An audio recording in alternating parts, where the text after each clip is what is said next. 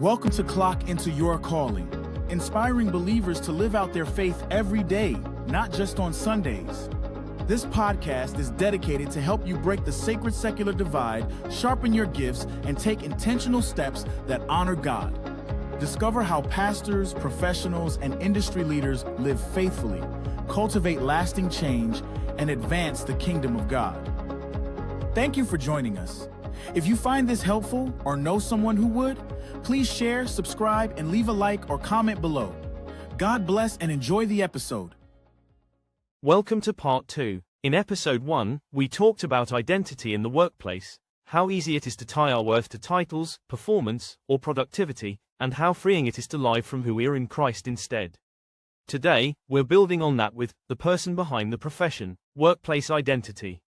And joining me is Melissa Anthony, VP of Donor Engagement and Stewardship in Corporate Healthcare, who brings a powerful perspective on living out your faith in the environments where you work every day. Let's jump in.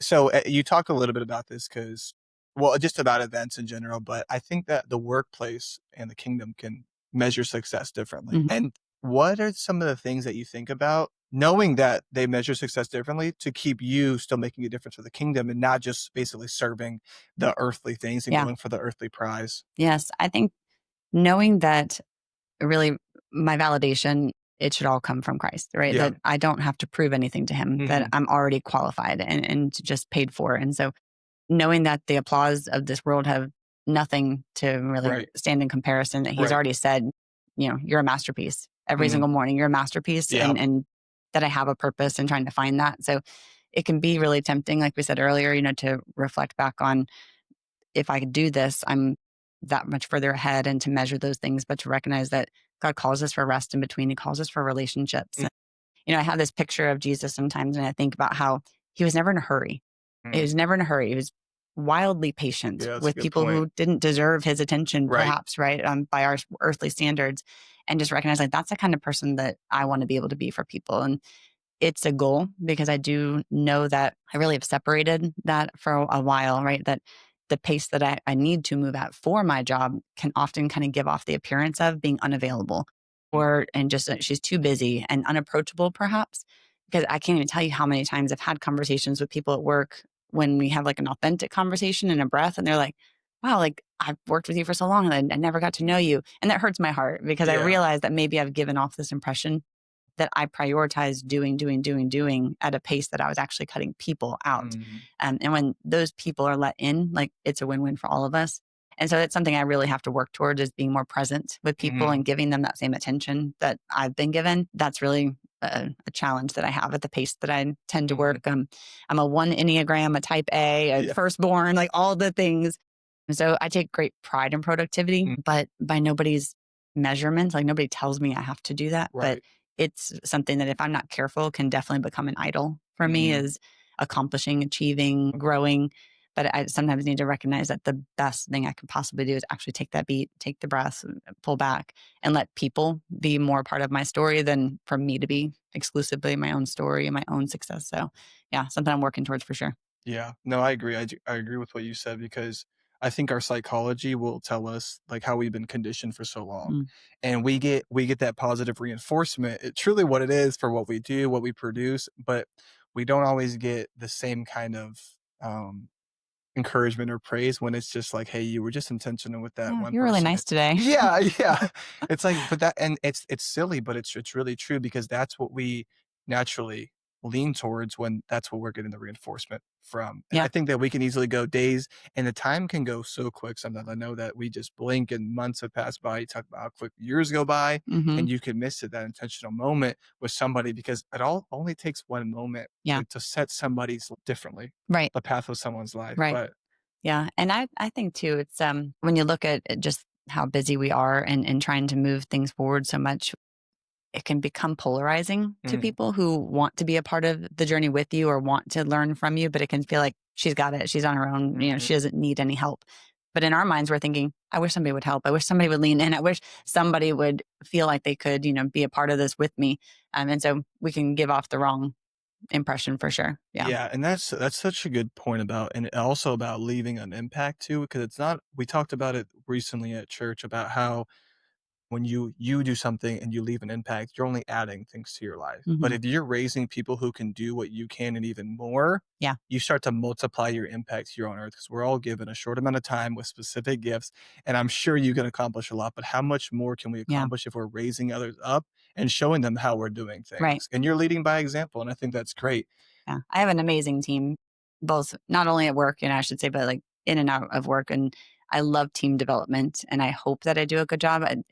I'm learning to kind of open up and let others take the reins, and Yeah, it's that's hard. hard. Yeah. But I have such talented teams, and I'm really, really grateful for that. And so Yeah. I'm at the phase of my career now where I'm able to teach more than to do, and it's Mhm. really rewarding all the way around. Yeah. Yeah. So you mentioned about your personal identity, how God has created us, Hmm. masterpiece that He's Hmm. created in each and every one of us. Do you have any other references, stories, verses that kind of help remind you of who you are before the work, before, the stuff like we can produce? Yeah. So the verse that I come to, and it's just, you'll see soon kind of how special this is for our family, because we've Mm, got some things around this particular verse. Is the verse Matthew 25:21 is, well mm, done, good and faithful servant. mm, And recognizing that God doesn't call me to be perfect. He doesn't call me to be productive. He doesn't, mm. to an extent, of course, productivity is a Yeah. part of what he calls us for. But he's not measuring those. Mm. He calls us to be faithful, Yeah, it's good. and to recognize that like his well done is the greatest applause I could ever live for. And those words, back to our early days in church, it was one of those services where I was like still Christ curious and church Mm, curious and figuring it out. But I remember hearing, those incredible words, when we're at the gates of heaven, is, well done. yeah, And that's thinking the like, goal. that's the goal. And like, Yeah. that's the charge. And for somebody who's driven by productivity, right. And feeling like I understand that what I'm working towards is a life that was well lived, a, Mm, a life that he would be proud of. And so yeah. I carry those words with me all the time to say, like, am I acting in a way today that God Mm, would say, well done? yeah. Or would there be a corrective conversation of like, you missed it today? Mm, I was there. I was yeah. there. I was trying to speak to you through this situation, through that person. And so if every single day you can be reflective and say, today, Mm, was it well done today? And so that's really something that's driven me for a long time, but even more so than ever before is like, you can get into routines and habits and miss mhm, the heart check of like, yeah. God, how did I do today? Yeah. Did I glorify you? Did I spend time with you? Did somebody today get reached through me for you? And so that's the new check that we're after every day, right? Is Mhm, like, was today well done? And if not, right. how am I going to adjust? Yeah, I Yeah. love I love the daily reflection. I know you have a 5-year I journal. love it. Yes. Yeah. I should make commissions off of these. Yeah. I'd peddle them out of my trunk or something. My husband's gonna be like, oh my gosh, not the 5-year journal conversation. Yes. Listen, I I love I it. I think I bought a 3-year one, and honestly, I have not been doing the best job of doing it daily. Okay. All I right. know it I know it's only 2 This is minutes, turning into but confession. I like it. I like it. listen, Yeah. I thought I was gonna be in that thing every night, but I'm at once or twice a week right now, Oh, and okay. Well, I don't maybe you need one like mine where it's only 3 little lines. You can only write bullets. You can only do bullets. I'm going to get you one. That's it. Now you're getting one. You have an accountability partner and a whole lot of others. help me out. No, just kidding. Yeah. I'm gonna scratch that whole thing. Yeah. Well, no, anyways, but so we talked a little bit about workplace. So that's kind of what you're doing at work. And I know you talked about the busyness at work. You're driven to be productive, but I want to transition, maybe just talk a little bit about your family too, Yeah. and who you're called to be in your family, because your mom, wife, I was going Hmm. to say husband. Hmm. That's Yeah. not correct. I think it's so cool how you guys have those. What like the words of like the words that define the Anthony Yeah. family. And I think that that's such a good way to almost put up like boundaries in a bowling lane, Mhm. because it can easily be everyone's from left and right pulling us and trying to say different things that aren't about our family. Do you want to Yeah. touch a little bit on those? I know you brought a sheet with you. Yeah. Somewhere So around here. I can somewhere around probably here. describe it. Yeah, Yeah. yeah, yeah. I want to hear Yeah. a little bit about that. What kind of brought you to wanting to make that? Hmm. Having kids, being a mother, wanting to be a good mom, right? We Yeah. talked about Yeah. that. Like, what were you thinking when you had that? And how has that helped you to today? Yeah, for sure. At the end of the day, it really comes back to another service that we heard pretty early on. And the pastor had said, have you ever been brave enough to ask somebody close to you, hey, describe me? Mm, How would you tell somebody about me? Like, how would yeah, we be described in a room? But prepare yourself for like what they would or wouldn't say. yeah, And his message led to, if they wouldn't identify some piece of you loving Jesus and being a follower of Christ, did you really make the impression that you wanted to make? And how humbling that was. Cause I thought, wow, they might describe me as like, oh, she's a nice person. She's a business professional. She's a runner. right. But like, if that wouldn't be in my top 5, like, wow. And so the humility in that led to this exercise that we did when our kids were really little, and we put together just kind of a family mission statement, if you will, and kind of like a Okay. vision board, Yeah. a little bit non-traditional to those actual definitions, but you get the idea. Right. And then we basically sat down with the kids who were super little at the time. And my husband's like, why are all these little slips of paper across the table? Like she's got some random project going. But we opened. Art and Yes. crafts day. Oh, well, yeah. I guess they were little. That wasn't too far fetched. But we started asking questions, and I led with hey, if we weren't in a room today and all of the Anthonys are gone, my two kids, my husband and I are, or just, where they're at a football game and someone says like, hey, do you know the Anthonys? What would we want people to say about us, right? When we're not in the circle, when we're not in the room. And we came up with some really cute, funny things, right? Like, Yeah. oh, we'd never cheat. I was like, okay, so we're honest, or we'll always be nice. It's like, okay, so we're compassionate, Yeah. right? Then we gave simple characteristics and we turned them into like somebody who acts with integrity, forgives always, right? Is generous, right? Because I say, oh, we donate stuff. It's like, so we're generous, right? And it turned into a list of like 20 things. And so it became kind of our guiding principle. And so it was ultimately, that's the legacy that we want to leave. That when Yeah. Anthonys aren't in the room or in this world, that the story that they would tell is that they Yeah. were generous That's people. cool. They were compassionate people. And so we printed it and we have it up in our kitchen dining room. And we, to each other, have always said, hey, this is our accountable measure to each other. If we start to live a life that is contradictory to what we said we want for our lives long term, and now thinking, it's like 15 years later since we've done this exercise, So cool. it's really proud. It's a proud moment for me to look at that and say, I genuinely believe that we're acting it out. Do we get 100 check boxes every single day on all of those? Not always, right? Yeah. But we know foundationally like who we want to be. And I try to transcend that into the workplace too. I want to be a leader and a coworker that somebody say like, she's generous with her time, right? And that's a stretch, right? That goes back to the earlier conviction of like, I need to be available more to people. And I want to, because that's such fulfillment. Yeah. I want to be somebody who always will act with integrity. And they know that I'm not going to compromise on certain values to make decisions, right? And so it's been neat to see how those things have really transcended into my work values as well as a leader and again, just as a peer. So yeah, that's so cool. You're starting to break that divide between, the church and your day to day. As a mom, I'm sure you're the same person at the baseball field. You can start to be that same person everywhere and also be consistent, which I think a lot of times is super tough. It's hard to be consistent with our schedule. There's so many things that are changing every week, but yeah, I think that's really cool that you guys have that. We can see how, you can live that out. And I think it's so cool to have that reminder day to day because we all need that reminder. yeah. So often. I think you just used the word that's one of the most important things when you think about identity is consistency. Yeah. And so the words that I would say is you consistently have integrity. It's when you're not in the room, what decision do you make when no one will ever know, no applause will ever come, no credit ever back to you, no fault ever back to you? Like, how do you foundationally approach things that you put your head on your pillow every single night and I'm proud of that decision. I made that decision based on my heart, my head, my values. And so for me, when I think about identity and all those types of things, I think about you can't just have integrity one day. You have to be somebody who is consistently bringing integrity into every situation. It's the keeping the scorebook at the baseball game, right? When you don't agree with the call, right? Whatever it might be. Like there have been some tempting moments. That sounds like a that was safe. Yes. That sounds very specific. Yes. So we have accountability partners We'll have to too. go back and check those. Technically, John was the scorekeeper. So yes. No, but things like that, it's like even just watching how you make decisions ethically when it makes the road a lot tougher sometimes, right? Shortcuts are super tempting. Yeah, I think you highlighted a good point too. I really wanted to mention this because you talked about leaving the legacy, but your thought was, what do I want people to say? And I think that we can think that you're trying to people please. Yeah. But it's not at the end of the day because you're still living for the applause of one. You're not living to do that for people and have these things that people would say that could be false, but that's who you want to be. Yeah. Despite who's looking at it. And I think that's a good description or just because I know that I can, suffer from a little people pleasing. We can do it at work. Sure. We can do it at our job. We can do it at the gym, wherever we are with our family. I think is a big one because we want to make other people happy, but it's like, this is who I want to be. Despite if one person sees, if nobody sees, or if everybody sees, this is who I am. Right. Consistent integrity. I love that. I love the consistent integrity part. So I want to ask you, what impact have you seen, maybe it personally, inside or outside the work, or even at church, when people lead from their faith and who God says they are versus maybe from their job title and what the world says they are? Yeah, that's when you've kind of created your identity and people will actually approach you for the tough stuff. People trust you with bigger decisions. That's what I would say.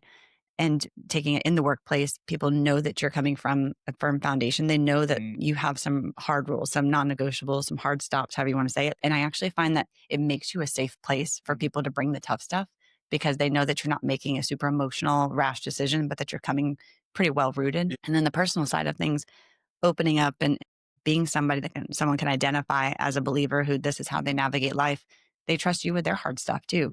And that's a huge responsibility, but a massive privilege as well. Right. And so I've always thought that sharing my faith, when I became brave enough to do it more boldly, it wasn't rocket science, right? I realized I'd just been hiding it the whole time anyway, or maybe just not really like letting it be as profound as it should be.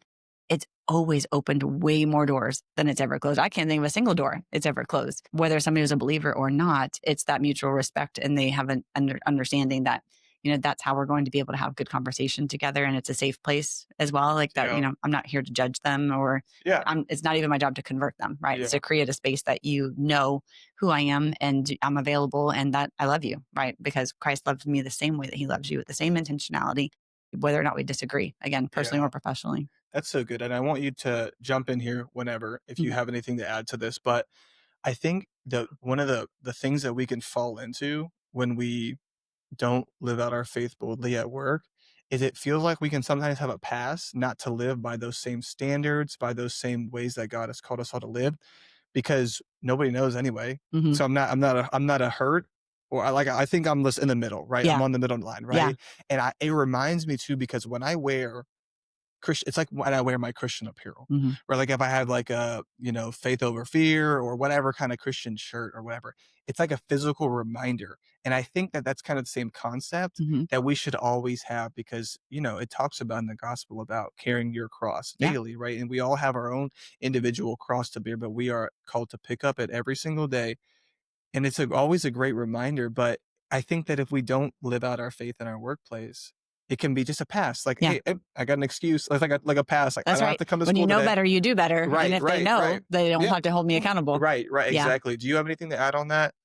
Yeah. So actually, it reminds me. So just recently, my son, and he was 18 for all of 3 days, and he let me know his first 3 tattoos, what they were going to be. And I thought, well, thank you for waiting until you're 18, and that's okay. But they were all biblical. So I said, okay, it's hard to argue with that. And so he now has a really nice cross on his forearm. But we had this long conversation. I said, I support it. Have to, right? I have to anyway.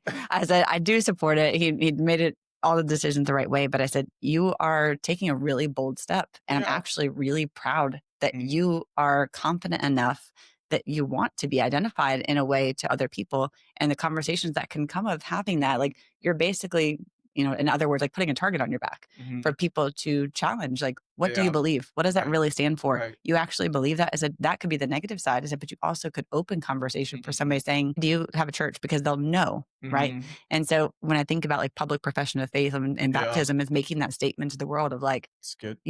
This is what I believe. I said, you're kind of doing that when you wear the apparel, maybe not as right. permanent as a tattoo. One is enough, but I'm sure he's well on his way to more. But I think for me, like, it was actually a really bold step. And I was really proud that he was, even after we had talked about it enough, I'm like, so you sure you want to do that? So for the rest of your life, this can be a conversation. And now like you're identifying in a way that like you will have to live a life that people will say like, you're behaving like that, but you're saying that, but, and I was like, that's actually, at that point, once I wrestled with it in my head, I was like, you know what? Yeah, make it bigger. I was like, that's it. I have a whole world of accountability partners now. This is great. Right. But it's something too, just like you said, in the workplace, wearing my cross and making myself available to conversation, even in workshops and stuff. We talked earlier about like authentic conversation. I love what can happen when we actually start to open those doors of like, just making it known that I'm a safe place to talk with this about. Yeah. I think that because I think it can feel like it's going to be weird when we have those conversations, but I really haven't been in like, it's just, we're getting to know each other. Right. Yeah. And I think that what you do a great job of is setting yourself up for that, is getting to know them first. Right. So once they're telling you, they're telling you all about their boats or their cats or, whatever they love to do, right? Their jet ski, whatever they like to do. And then you come in and like, they're like, oh, naturally, I feel like it's like, hey, what do you do? Right. Like, and you're like, oh, well, I have, obviously I do this for work or whatever. And then you're like, yeah, I like to serve on the weekends, all these different things. Yeah. And it's just a conversational piece. And one of the best things I found to do, is really small, is that I bet everybody's having this conversation at their job, or if you're not at a job, maybe at school or whatever.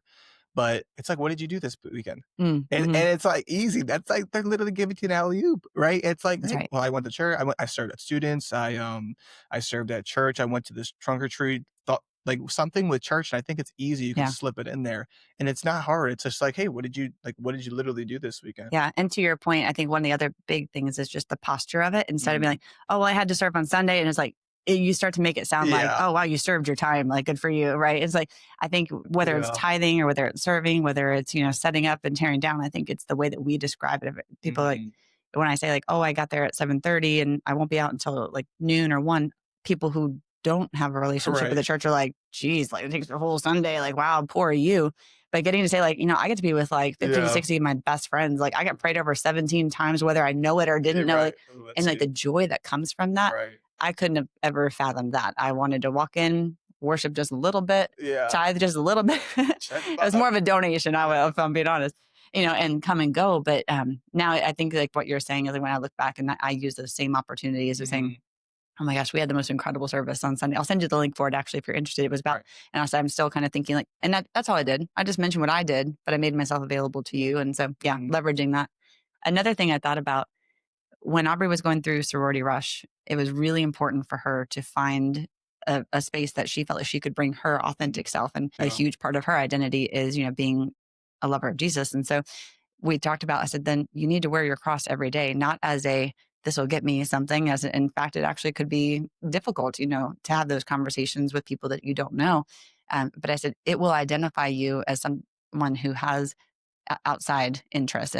It's possibly a great connection point. And if that's Mhm. the space for you, that will be somewhere that's really great. And so she was very intentional about wearing it as an invitation for conversation, Mhm. not as this will make me look good or like this will get me like an extra Joy. point, right? It was all about, I'm hoping that this is something that if nobody asks me a question about my faith and like it doesn't naturally come up, that somebody would just see this and know this is a big piece of who I am. Yeah. And so I think sometimes even identifying, like you're saying, either with gym apparel or others, somebody might just need prayer that morning and they would know that you're somebody safe to go to. And so Yeah. identifying in different ways like that kind of put us out there, I think is so underestimated. Yeah, that's really Yeah. good. Put the fish on the car, right? Fish on the I got to go check my car and see how my fish looking. Yeah. Reapply. Yeah, you gotta always get a new fish on there. Mm.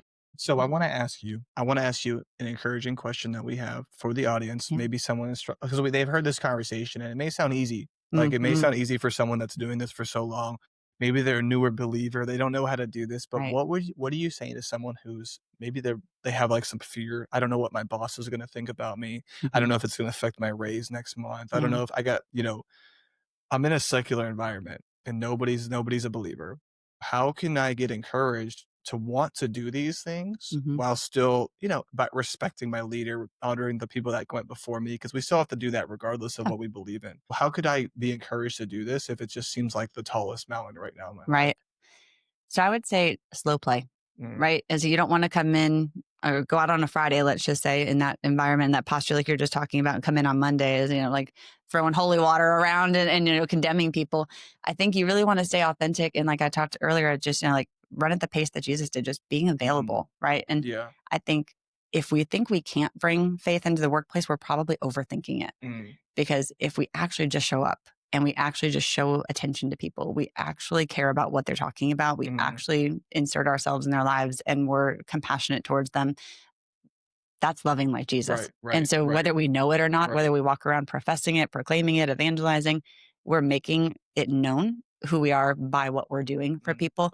And so I would question, are we actually overthinking just because I didn't invite someone to church today or yeah. didn't, talk scripture or like, put something up on my wall that now is a big, you know, obvious symbol or something.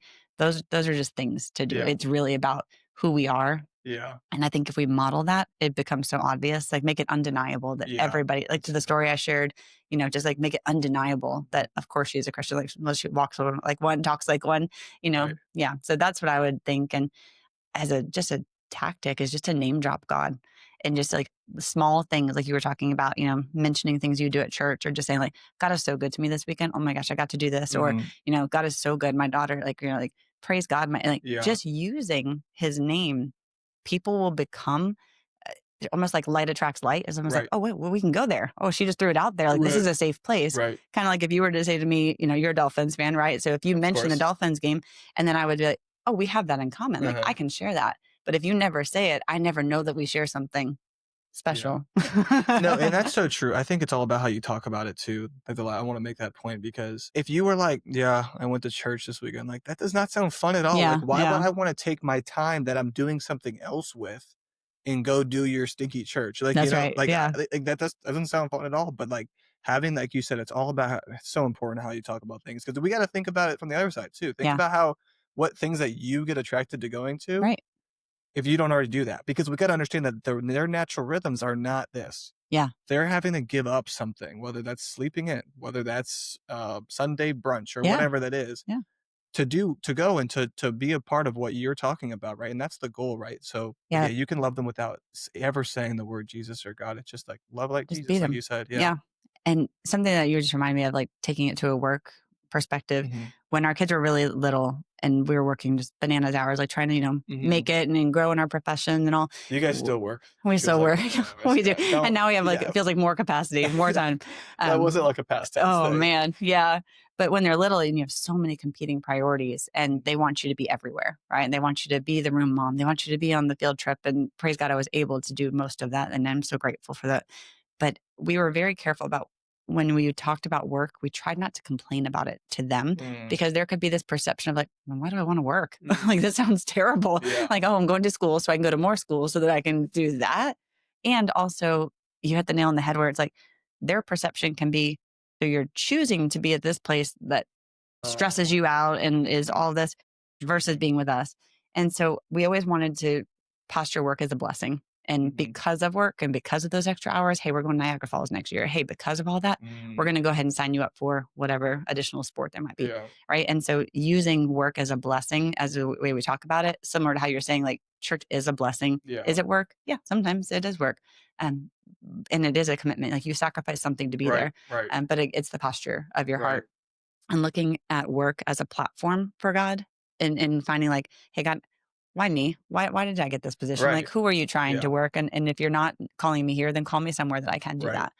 So I think kind of blending the way of our heart and the way that we represent those things will ultimately help us feel better about it too. Yeah, that's really good. Yeah, I didn't even think about it from that angle. It's like, yeah, Mom, are you okay? Why do you keep going to that workplace? That's so bad. Yeah, no, thank you. No, thank you. Yeah, but it truly is a blessing to have a job, to be able to provide, to be able to, because that's the reality that most of us don't work in the church. So we have to be strong in our faith if we're going to make a difference at what really is the place that we spend the most amount of time at. Yeah. Like, most of our waking hours are at work. And now with this time change, you get off work, if you work at 9 to 5, good night. Dark. Good night. Yeah. And it's sad. No dinner for you. Go to bed. Yeah. I'm like, what happened? Like the blinds, are the blinds closed? No, it's pitch black outside. It's miserable. It's miserable. Yeah. So. Yes. Maybe God will ordain it a different way for us. Like, get rid of those. Time changes. Yeah. Why don't we do this one day? One day. Yeah. I'm just not going to set my clock back. That's true. Good luck. Yeah. I'll be late everywhere and early everywhere at the same time. That's true. Yeah, that's really good. So I want to ask you guys. So we talked all about bringing God into the center of your life, into the center of your workplace. So I want to ask you guys, the challenge question we have for today is, if someone saw your work life, and we talked about it a little bit with your story, which was so cool that you took that opportunity to be better, to bring God in the center, make sure it was undeniable, would they see Jesus at the center of your life? If they saw a snapshot of any day, and the important part about us is any day, right? Because there are times where you don't feel like it. You don't feel like asking the question, how you're doing, but that cannot be what's leading you in your job or wherever your place of occupation is. So yeah. And I know that sometimes it's easy to get caught just in the gossip of work, into the daily grind of work, into the hustle that we all have to put in. But it just, are you bringing Jesus at the center? Because I think all that stuff naturally clears itself out when you do that. So I got our outro, that you guys have been given a purpose and a calling. Only you can fulfill, truly only you can fulfill.